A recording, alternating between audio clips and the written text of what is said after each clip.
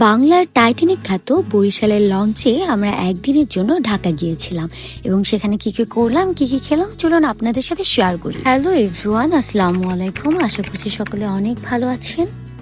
আলহামদুলিল্লাহ, আমিও আপনাদের ভালোবাসা পেয়ে অনেক ভালো আছি।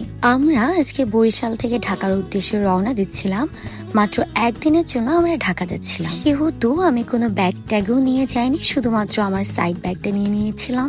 তো এটা ছিল আমাদের কেবিন, আমরা সিঙ্গেল কেবিন নিয়ে নিয়েছিলাম কারণ ওই দিনকে ইস্তেমার জন্য পুরো লঞ্চ ভর্তি মানুষ ছিল, কেবিন পেতেও আমাদের অনেক হ্যাসেল হয়েছে। আপনাদের যাদের ধারণা বরিশালের মানুষজন লঞ্চে ঝুলে ঝুলে ঢাকা যায়, না ভাই, আমরা বেশ আরামেই যেয়ে থাকি। এবং আমি দেখেছি ঢাকার যত ক্লোজ ফ্রেন্ড কিংবা রিলেটিভ কিংবা বিভিন্ন সেলিব্রিটিরাও বলে থাকে বরিশাল নাকি গ্রাম। তারা কিভাবে বরিশালকে গ্রাম ভাবে আমি আসলে জানি না।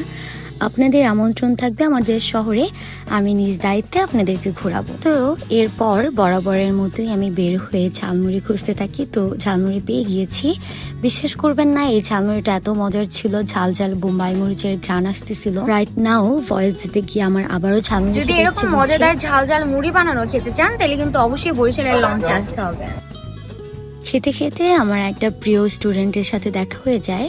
আমরা একই লঞ্চে যাচ্ছিলাম, আনফর্চুনেটলি ওর সাথে আমার দেখা হয়ে যায়।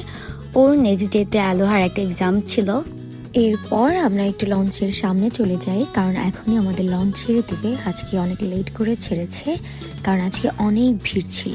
দেন আমি রুমে গিয়ে ক্যান্ডি ক্রাশ খেলছিলাম, একই সাথে খাবারও অর্ডার দিয়ে দিয়েছি। অ্যান্ড এই ফাঁকে আমি একটু বের হয়েছিলাম কারণ লঞ্চের পুরো লাইটগুলো অফ করা হয়েছিল আর এই সময় লঞ্চ দেখতে অনেক সুন্দর লাগে। এরপর পরই আমরা রুমে চলে আসা মাত্রই আমাদের খাবারও চলে আসে। আজকে বিপ্লব রূপচাঁদা মাছ, 2 রকমের ভর্তা, দেন আমার জন্য চিকেন অ্যান্ড ডাল অর্ডার দিয়েছিল। বরিশালের লঞ্চের ডালের স্বাদ অন্যরকম হয়ে থাকে। লঞ্চের খাবারগুলো আমি বেশ বরাবরের মতো অনেক এনজয় করে খেয়ে থাকি। 300 টাকা এই রূপচাঁদা মাছে কোনো রকম কাটা ছাড়া কোনো মাংসই ছিল না। মাছ অনুযায়ী প্রাইসটা অনেক হাই। চিকেন ছিল 150 টাকা করে, চিকেন 150 টাকায় ঠিকঠাক ছিল এবং ভর্তার স্বাদ আমার কাছে সব থেকে বেশি মজা লেগেছে, এমনকি ডালের থেকেও। বাইরের থেকে এখানে তুলনামূলক একটু দাম বেশি হবে, এটা স্বাভাবিক। যে মাংস আর ডালটা অনেক মজা হয়ে থাকে, এগুলো সবগুলো টেস্টই ভালো ছিল। মাছটার টেস্টও ভালো। কতটা নেই পাওয়া যায় না। খাওয়া দাওয়া শেষ করে কিছুটা সময় রেস্ট নিয়ে আমরা প্রায় 2টার দিকে বের হয়েছিলাম। আবার বের হয়ে আমি আবার কাপ নুডলস নিয়ে নেই কারণ লঞ্চে উঠে কাপ নুডলস আমার মাস্ট চাই, কারণ লঞ্চে ওঠা মাত্রই আমার কিছুক্ষণ পরপরই ক্ষুধা লাগে। আমরা যারা বরিশালে থেকে থাকি তারা তো লঞ্চের সাথে বেশ ভালোই পরিচিত রয়েছে, কিন্তু যেহেতু আমার ভিডিও আদার্স সিটির মানুষ বেশি দেখে থাকে, তাই তাদের জন্য আমার ভিডিওটি মেক করা। তোমার কলিগ ফ্রেন্ডস তাদেরকে মিস করতেছো? হ্যাঁ, আমি তো বলবো করে। মানে এমন হয়েছে আমাদের টিমটা, আমরা একসাথে তো অনেক জার্নি করি, এর জন্য যখন একা একা জার্নি করি মানে ওই দিনগুলো অনেক মিস করি। একা একা জার্নি করতে একদিনও ভালো লাগে না, বোরিং লাগে।